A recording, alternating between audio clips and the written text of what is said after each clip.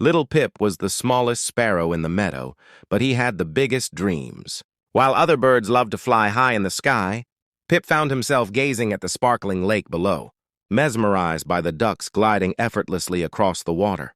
Their smooth strokes, joyful splashes, and carefree drifting filled Pip with wonder. "I want to swim just like them," he whispered to himself one sunny morning. But whenever he shared his dream, the other sparrows chirped with laughter. "Birds don't swim," they said. "We were made for the sky, not the water." Pip listened, but his heart refused to give up. One day, determined to try, Pip fluttered down to the edge of the lake. The cool breeze brushed his feathers as he dipped a tiny toe into the water. It was chilly but exciting. He hopped forward too far and slipped with a splash. Bloop! Suddenly, the world felt heavy, the water pulling at his feathers. Pip flapped frantically, trying to stay afloat. Just as panic began to rise, a friendly duck named Della paddled over. "Are you all right, little one?" Della asked, gently guiding him back to shore. Pip shook off the water. "I want to swim like you," he said softly, "but I keep sinking." Della smiled warmly. "You may not be built for swimming like ducks, but that doesn't mean you can't enjoy the water. You just need to learn in a way that works for you."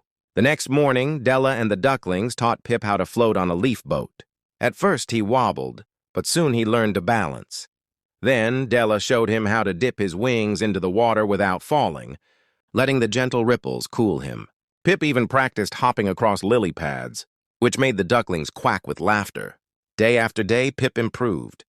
He didn't swim like a duck, but he found his own special way to enjoy the lake.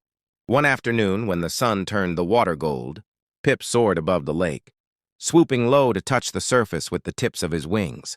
The sparkling droplets danced behind him like diamonds. The sparrows watched in awe. "Look at Pip," they chirped. "He's flying and swimming at the same time." Pip beamed with pride. He had followed his dream even when it seemed impossible. And in doing so, he discovered something magical. Sometimes you don't have to be like everyone else. You just have to find your own way. From that day on, Pip became known as the little bird who could fly, float, splash, skim, and hop across the lake with joy. And every evening when the ducks gathered for their sunset swim, Pip joined them in his own unique style, his heart full and his dream fulfilled.